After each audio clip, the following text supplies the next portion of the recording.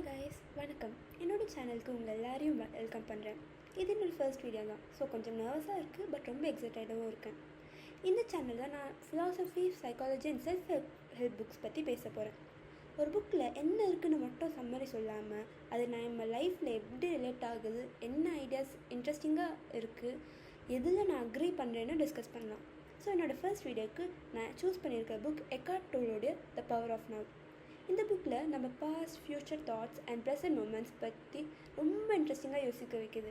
So வாங்க இந்த புத்தகம் உண்மையில் என்ன சொல்கிறதுன்னு பார்க்கலாம். முதல்ல த பவர் ஆஃப் நவ் என்ன புத்தகம்னு பார்க்கலாம். இந்த புத்தகத்தோட முக்கியமான கருத்து ரொம்ப சிம்பிள். இப்பொழுது நடக்கிற இந்த நிமிஷத்தை உணர்ந்து வாழ. கேட்க ரொம்ப சிம்பிளாக இருக்கலாம், ஆனால் அது செய்கிறது அவ்வளோ ஈஸி இல்லை. யோசிச்சு பாருங்கள், நம்ம காலையில் எழுந்த உடனே என்ன பண்ணுறோம்? ஃபோன் பார்க்குறோம், மெசேஜஸ் பார்க்குறோம், ஸ்கூலுக்கு என்ன ஹோம்ஒர்க், இன்றைக்கி என்ன நடக்கும், நேற்று என்ன நடந்துச்சு, நாளைக்கு எக்ஸாம் இருக்குது, அடுத்த வாரம் என்ன பண்ணுவோம். இப்படி நம்ம மைண்ட் எப்போவுமே ஒரு இடத்துல நிற்காமல் ஓடிட்டே இருக்கும்.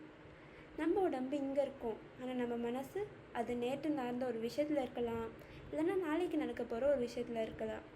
அதனால் எக்கார்ட் டோல் சொல்கிற முக்கியமான விஷயம் என்னென்னா, நம்ம உண்மையை அனுபவிக்கிற முடிகிற ஒரே நேரம் இப்போது. நேற்று முடிஞ்சு போச்சு, நாளை இன்னும் வரல. நம்மக்கிட்ட இருக்கிறது இந்த நிமிஷம் மட்டும்தான். இந்த புத்தகத்தில் எனக்கு ரொம்ப இன்ட்ரெஸ்டிங்காக இருந்த ஒரு கருத்து இது.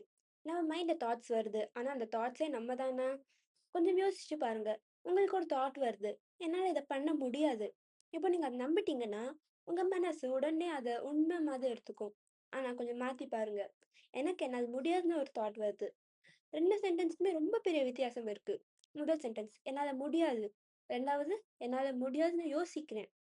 இப்போ நீங்கள் அந்த தாட்டை கொஞ்சம் தூரத்துலேருந்து பார்க்குற மாதிரி ஆகுது. இது எக்கார்ட் டோல் நம்மளுக்கு புரிய வைக்க முயற்சி பண்ணுற ஒரு முக்கியமான விஷயம். நம்ம தாட்ஸ் நம்ம இல்லை.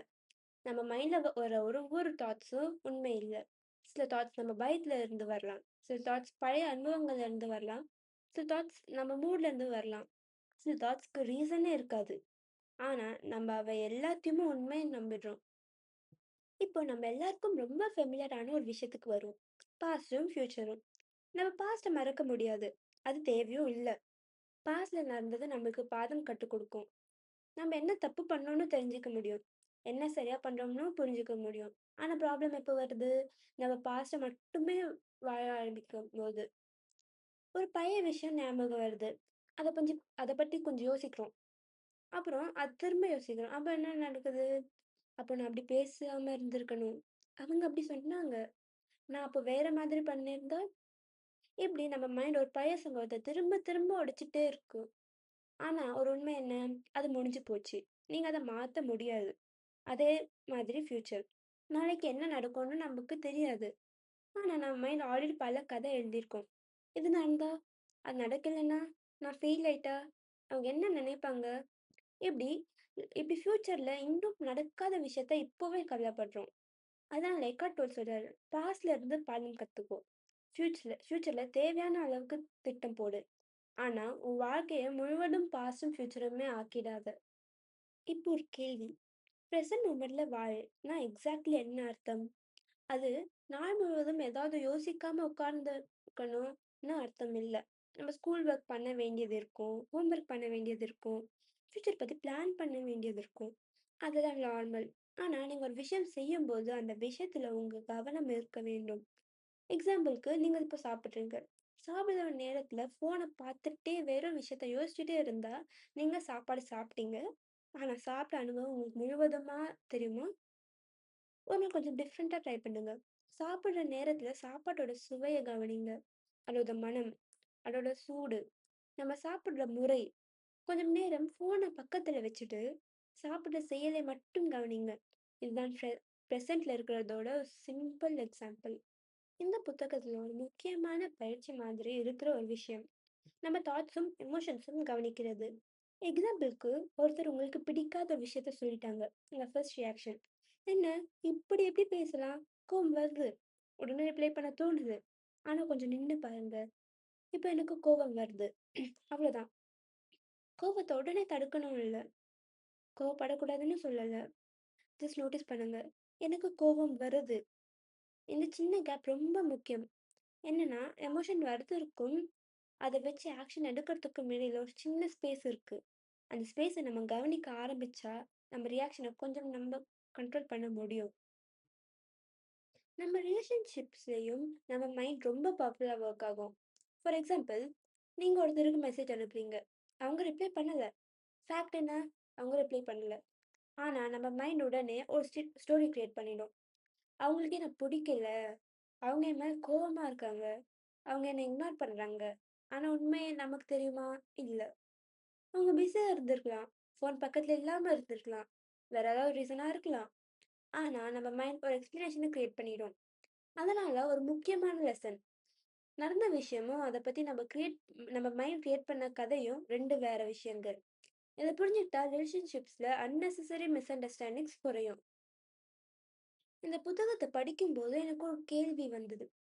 அப்போ தாட்ஸ் கம்ப்ளீட்டா ஸ்டாப் பண்ணிடலாமா? ஆன்சர். அது பிராக்டிகல் இல்ல. நம்ம மைண்ட் திங்க் பண்ணும். அது நார்மல். நம்ம படிக்கணும்னா திங்க் பண்ணணும். ப்ராப்ளம் சால்வ் பண்ணணும்னா திங்க் பண்ணணும். பிளான் பண்ணணும்னா திங்க் பண்ணணும். ஸோ எக்கார்ட் டோல் சொல்றது திங்க் பண்ணவே கூடாதுன்னு இல்ல.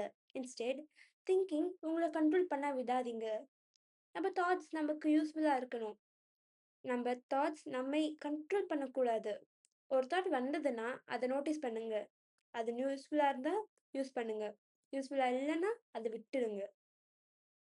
இந்த புத்தகத்துல அக்செப்டன்ஸ்க்கு ரொம்ப இம்பார்ட்டன்ஸ் இருக்கு. அக்செப்டன்ஸ்னா எல்லாமே நல்லதுதான்னு சொல்றது இல்ல. நமக்கு பிடிக்காத விஷயம் நடந்தாலும், ஓகே இதுதான் இப்போ நடக்குது. ரியாலிட்டிய ஃபர்ஸ்ட் அக்செப்ட் பண்றது. என்னன்னா, ரியாலிட்டி அக்செப்ட் பண்ணாம இருந்தா, நம்ம எனர்ஜி முழுவதும் இது நடந்திருக்க கூடாதுன்னு ஃபைட் பண்ணுறதுலயே போயிரணும். ஆனா, நடந்தது நடந்ததுதான். அதுல அதுக்கப்புறம், இப்போ நான் என்ன பண்ண முடியும்னு யோசிக்க ஆரம்பிக்கலாம். இதுதான் அக்செப்டன்ஸோட யூஸ்ஃபுல் சைடு. இப்போ கொஞ்சம் பர்சனலா பேசலாம். இந்த புத்தகத்துல எனக்கு ரொம்ப பிடிச்ச ஐடியா, ஒரு தாட் வந்ததுன்னா, அது கண்டிப்பா உண்மைன்னு அர்த்தம் இல்ல. நம்ம மைண்ட் சம்டைம்ஸ் ரொம்ப கன்வின்சிங்கா பேசும். அதனால அது சொல்றதெல்லாம் கரெக்ட்டுன்னு நினைச்சுக்கிறோம். ஆனா கொஞ்சம் டிஸ்டன்ஸ் எடுத்து பார்த்தா, இது ஒரு தாட் தானேன்னு புரியும். அது நம்ம பெர்ஸ்பெக்டிவ மாத்த முடியும். இன்னும் ஒரு ஐடியா எனக்கு பிடிச்சிருந்துச்சு. நம்ம லைஃப்ல நடக்கிற ஒவ்வொரு நிமிஷத்தையும் நம்ம மிஸ் பண்ணிட்டே இருக்கக்கூடாது. ஃபியூச்சருக்கு ப்ரிப்பேர் பண்ணுறது இம்பார்ட்டன்ட். பாஸ்ட்ல இருந்து கத்துக்கிறது இம்பார்ட்டன்ட். ஆனா ப்ரெசென்ட்ட மிஸ் பண்ணிட்டே இருந்தா, நம்ம ஆக்சுவல் லைஃப் தானே மிஸ் ஆகுது. இந்த புத்தகத்துல இருந்து நான் எடுத்துக்கிற பெரிய லெசன் என்னன்னா, இப்போ நடக்கிற நிமிஷத்தை கவனிக்க கத்துக்கோங்க. நம்ம லைஃப்ல பல விஷயங்கள் நம்ம கண்ட்ரோல்ல இருக்காது. பாஸ்ட மாத்த முடியாது. ஃபியூச்சர் எக்ஸாக்ட்டா கண்ட்ரோல் பண்ண முடியாது. மத்தவங்க என்ன நினைப்பாங்கன்னு கண்ட்ரோல் பண்ண முடியாது. ஆனா, இந்த நிமிஷத்துல நம்ம என்ன கவனிக்கிறோம்? என்ன செய்யறோம்? எப்படி ரெஸ்பாண்ட் பண்றோம்? இதுல கொஞ்சம் கண்ட்ரோல் இருக்கு. அதனால சம்டைம்ஸ் நம்ம ஹோல் லைஃப்ப சால்வ் பண்ண ட்ரை பண்ணாம, இந்த ஒரு நிமிஷத்த மட்டும் கவனிக்கிறது போதும். ஸோ கைஸ், இதுதான் த பவர் ஆஃப் நவ் புத்தகத்தோட சம்மரி அண்ட் என்னுடைய ரிவ்யூ. இந்த புத்தகம் முக்கியமா பாஸ்ட பத்தி ஓவர் திங்க் பண்ணாம, ஃபியூச்சரை பத்தி கவலைப்படாம, பிரசன்ட் மொமெண்ட்ல வாழணும்னு சொல்லுது. நீங்க இந்த புக்கை படிச்சிருந்தா உங்க ஒப்பீனியன் என்னன்னு கமெண்ட்ஸ்ல சொல்லுங்க. அண்ட் மறக்காம சப்ஸ்கிரைப் பண்ணிக்கோங்க. இது என்னோட ஃபர்ஸ்ட் வீடியோ, ஸோ பார்த்ததுக்கு ரொம்ப தேங்க்ஸ். நான் சீக்கிரமா இன்னொரு வீடியோவோட திருப்பி வரேன். அதுவரை பாய்.